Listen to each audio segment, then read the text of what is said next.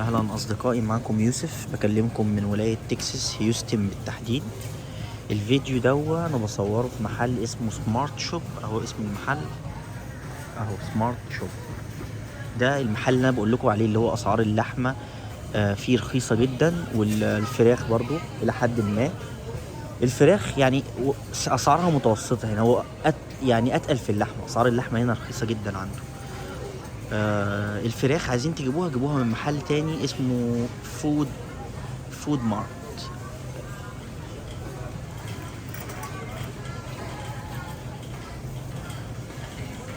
خلينا نبص كده مع بعض على الاسعار. طبعا الجزء المكان اللي انا واقف فيه ده تبع الاسماك. سمك بولت اهو عامل $9 كيس 3 باوند. اهو سمك بولتي مجمد بس احجامه حلوه يعني.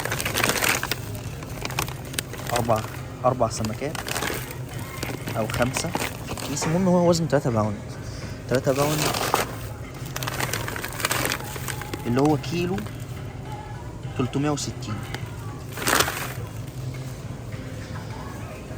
خلينا نروح الناحية التانية نبص على بقية الحاجات. دي القوانص.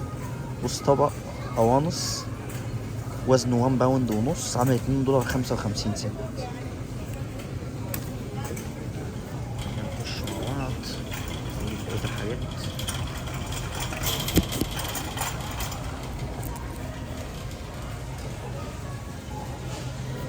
دي عبارة عن ايه؟ تشيكن وينجز بافلو. ده الصوص عاملة $21.77. وزنها 4 باوند اللي هو كيلو 800. سبايسي بس طبعا بسعر الحقيقة مبالغ فيه. انت ممكن تلاقي حاجات من دي شركات تانية ارخص. يعني دي شركة عشان البراند بتاعها غالي شوية. في براندات تانية، بصوا في براندات تانية $6 $8 27 سنت.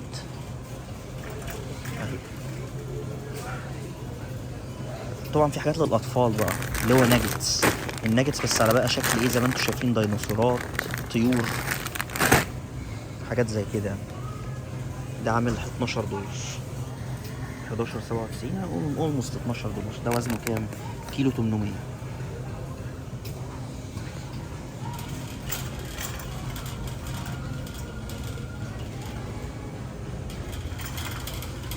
خلينا نشوف مع بعض البرجر. ده برجر ده فيه وزنه قد ايه؟ خلينا نشوف كده. كيلو 800 4 باوند عامل $14.77. حاجة تانية عاملة $19 عاملة 10 باوند بس ده كبير قوي. ده 10 باوند يعني حسبة 4 كيلو ونص. في 40 وحدة همبرجر عامل $19. خلينا نشوف مع بعض حاجات تانية. بس انا عايز لكم استنى، خلينا نروح الناحية بتاعت الفراخ. ده لحم، ده بورك، ده لحم خنزير. الباوند $1.27. دي بكام دي؟ دي عاملة $9.42 القطعية كلها. وزنها 7 باوند ونص. دي عبارة عن لانشون، زي لانشون بس لانشون لحم خنزير بتاكله على طول يعني، مش بتطبخه. خلينا نروح للفراخ. طبق فيه دبابيس كتير اهي متبلة جاهزة. بصوا شكل الدبوس عامل ازاي. طبعا انتوا فاكرين المحل اللي انا لسه مصور فيه اخر حلقة اللي هو بتاعت فينيشيا، المحل العربي. حد بقى يمسك الفيديو يفتحه يشوف اسعار الدبابيس اللي انا كنت ماسكها وحجمها، واتفرج على الدبابيس اللي انا ماسكها المرة دي. طبعا الطبق اللي انا ماسكه ده متبل. العادي بيبقى ارخص، ده عشان متبل فاغلى شويه. بس اتفرج حتى قارن السعر ما بين دوا والحجم وكل حاجه. شوف كده انت. انا مش معنى ذلك ان انا بقول لك كده عشان اقول لك ما تشتريش من العربي، لا، بس انا عايز اقول لك بص العرب يعني بيغلوا الاسعار بطريقه فظيعه. مش عارف ايه السبب الحقيقه.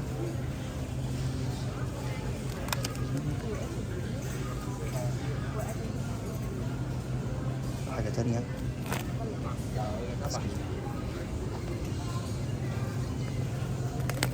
ده طبق فيه وراك، الوزن اهو على الشمال فوق 3 باوند 57، وده سعر الباوند $1.49، وده سعر الطبق 25.32. في حسبة 5-6 وراك. انا بحاول ادور لكم على اللي هو مش متبل، يعني كل ده متبل. بصوا كله فيه تتبيله، فهتلاقوه سعره مرتفع شويه. انت ممكن تلاقي مثلا نفس الطبق نفس الوزن، هتلاقيه بدل ما عامل $5.80 هتلاقيه مثلا عامل $3.50. ليه؟ عشان من غير تتبيله. ايوه اهو اللي مش متبل اهو. خلينا نجيب الاسعار ونشوف.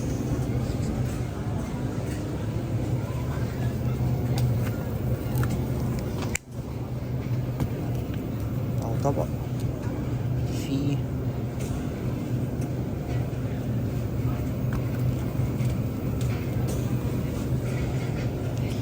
بص، طبق فيه كمية دبابيس فظيعة. الباوند عامل $1.09، وزن الطبق 5 باوند عامل $5.53. اتفرجوا بقى على الحلقة اللي فاتت بتاعة المحل العربي، وقارنوا. انت قارن الوزن، قارن السعر، قارن كل حاجة، قارن حتى حجم وحجم وشكل الدبوس عامل ازاي. الأجنحة اهو، ده السعر بتاع سعر الباوند $3، وزنه $5 باوند ونص، السعر $16.42. غاليين شويه هم في الوينجز، بس طبعا هو احجامها كبيره. تعالى نشوف صدور الفراخ، في مخليه ومش مخليه. عايزين حاجه فيها السعر بس.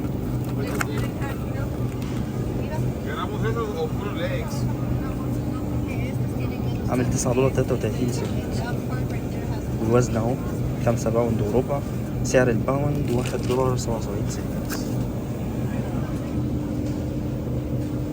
في بقى اللي هو بتشال منه الجلد نفسه مخلي، ده السعر.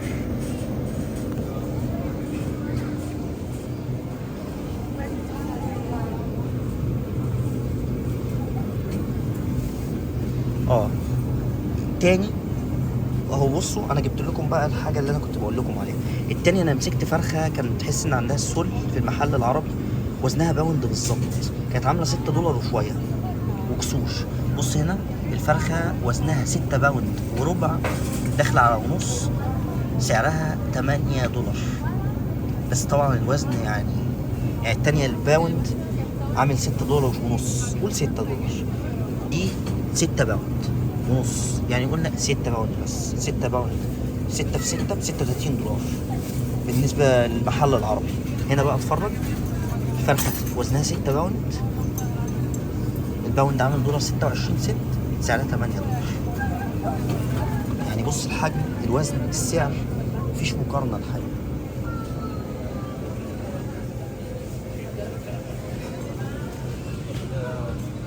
مفيش أي مقارنة.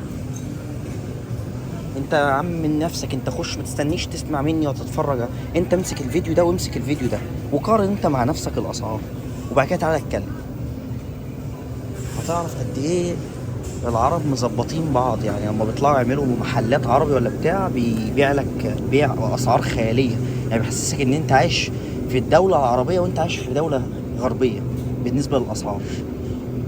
مثلا انت هتروح تعمل بقاله من محل عربي، انت تحتاج لك مثلا $500.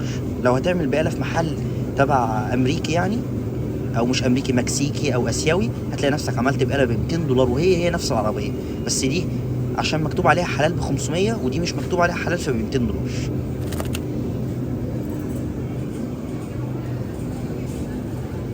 ده اللحوم، البيف، ده سكالوب،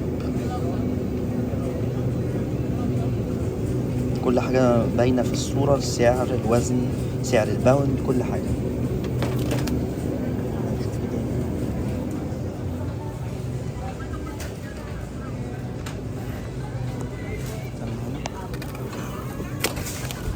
دي حتة بس حتة كبيرة شوية.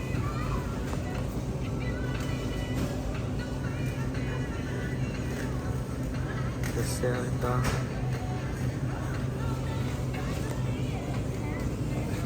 انا عايز اجيب لكم قطعية اللحمة اللي زي ما كانت موجودة في العربي كان عنده قطعية كبيرة، كان بيبيعها بسعر فظيع، $100 و$140. لا انا هجيب لكم هنا الاسعار بتاعت اللي هنا بقى، القطعيات اللي هنا. بس انا عايز لحم بقري مش لحم خنزير، لان اللي قدامي ده كله بورك ده لحم خنزير. ده سعر الباوند، وده الشكل، دي الريبس اللي هي الضلوع. نطلع قدام.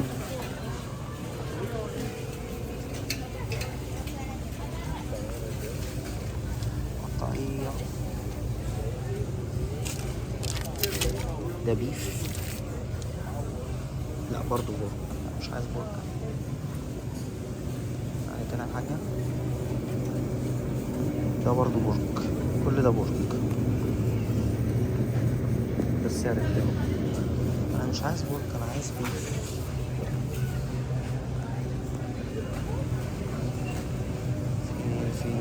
فين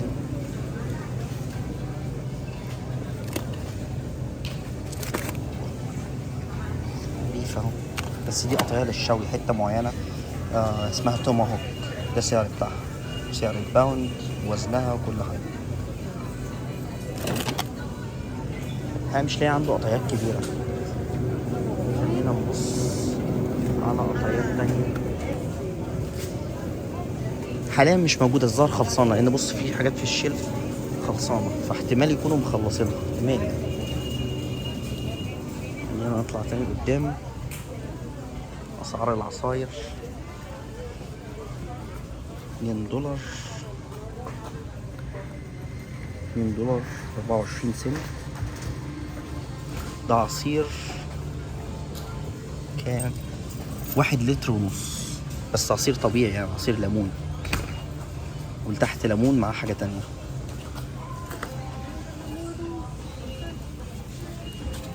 هنطلع نجيب أسعار حاجات تانية.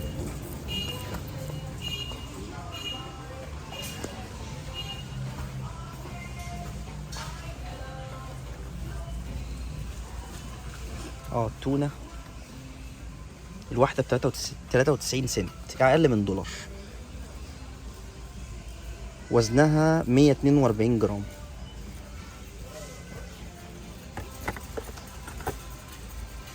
في حاجة أكبر شوية، في تونة تانية أكبر شوية. الباوند عامل كام؟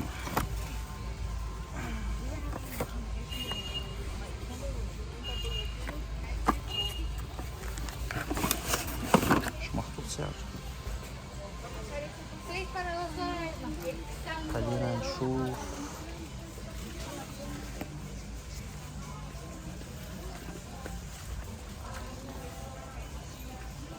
انا شايف 85 سنت هنا، بس ده براند تاني، انا عايز الكبيرة دي.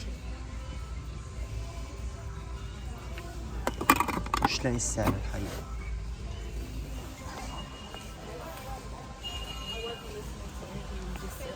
خلينا نشوف طب حاجة تانية.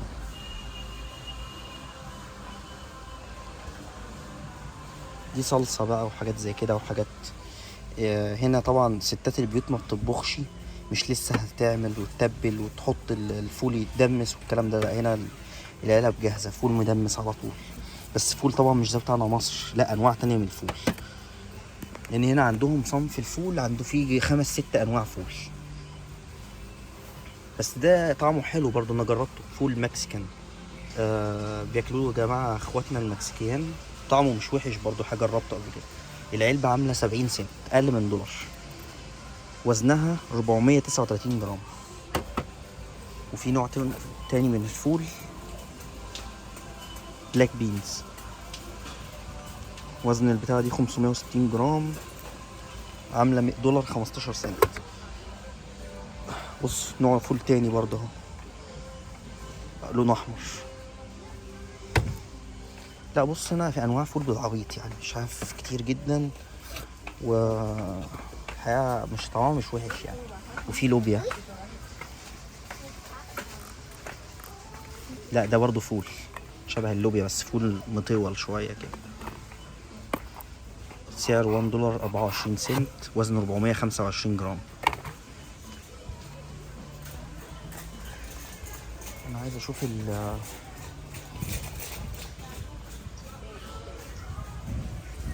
الزيوت. ايوه اهو، اهي الزيوت الحلوة اهي. زيت الواحدة $7 47 سنت، وزنها 3 لتر. زيت آلية. خلينا اهو. في بقى حاجات اسعارها ارخص شوية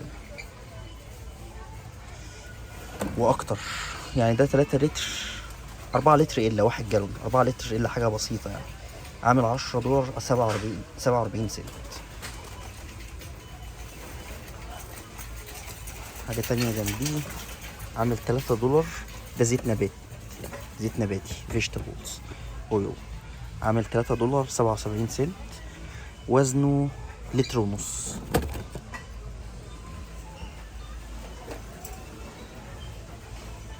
سكر، كيس سكر وزنه 3 كيلو ونص، 3 كيلو 600، 8 باوند، عامل $7. هنا $6 97 سنت، يعني ده اولموست، يعني فضلت 3 سنت ويبقى 7، فانا بقول 7 على طول.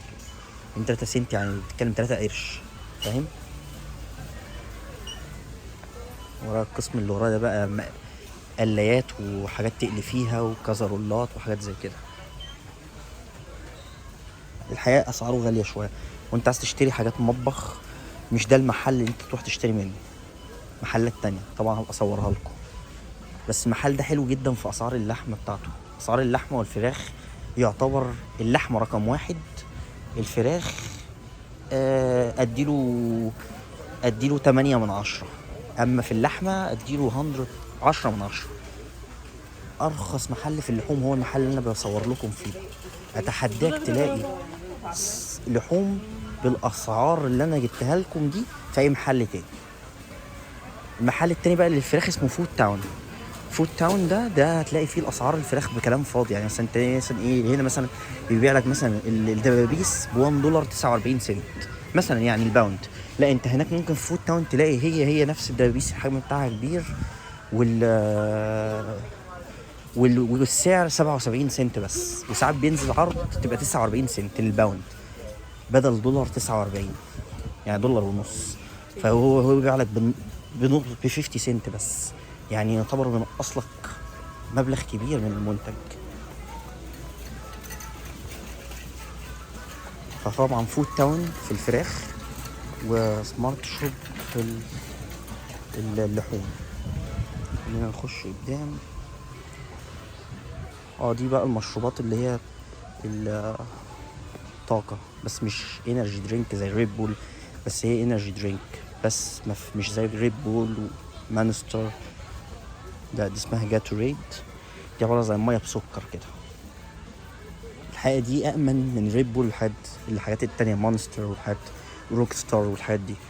روك ستار وريد بول والحاجات دي كل دوا غلط على القلب، يعني معظم الأطباء بيقول لك غلط على القلب. أما ده جاتوريد، ده مية بسكر. دي كلها على بعضها $6.50. فيها كام واحدة؟ ادي 1 2 3 4 5 6 6 و6 12، وادي 12، ادي 24. فيها 24 واحدة، كل واحدة فيها 591 ملي، 600 ملي، يعني قول نص لتر. كل ازازة من دي نص لتر. 24 ازازة عاملين $6 47 سنت. حقيقة عرض هايل. وفي كذا طبعا فليفر، في اللي هو الكول بلو، وفي تانية ليمونيد، ليمون لايم، وفي حاجة تانية فروت بانش، في جريب عنب، في كذا حاجة الحقيقة.